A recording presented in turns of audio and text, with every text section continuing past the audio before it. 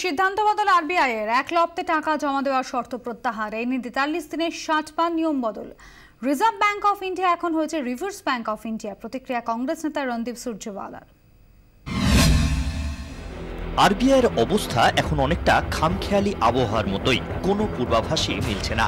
টাকা তোলা কিংবা জমা দেওয়ার নিয়ম বদলাচ্ছে বারবার এই সিদ্ধান্ত বদলের চক্করে পড়ে জেরবার দেশের আমজনতা। এরকমভাবে বারবার একটা নিয়ম চেঞ্জ করলে বা কিছু পাল্টালে আমরা সাধারণ মানুষ, আমাদের চাকরি বাকরি আছে, আমাদের সবকিছু আছে, সময় নষ্ট, পরিশ্রম, আমাদের টাকা পয়সার হয়রানি। ঘন্টা চেঞ্জ হচ্ছে, আমরাই বা কি করবো?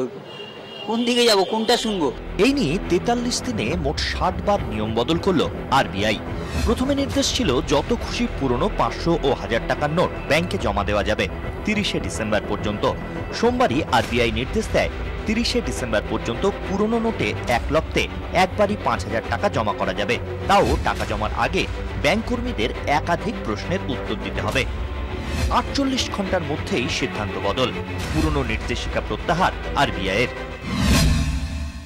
ঘর সংসার ছেড়ে অনেক রকমের প্রবলেম হচ্ছে আমাদের। এটা কি নিয়ম হচ্ছে? আমাদের সাধারণত পাবলিকদের বিশাল হ্যারাসমেন্ট হচ্ছে। এইগুলো অন্তত আমাদের প্রধানমন্ত্রী জানা উচিত এবং এটাকে ঠিক করে দেওয়া উচিত।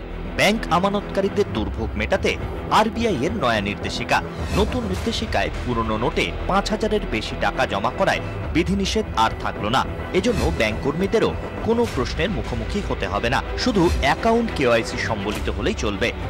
কিন্তু আমানতকারীদের প্রশ্ন, এই নয়া নির্দেশিকা স্থায়িত্ব কতদিনের? এখন সেটাই দেখার।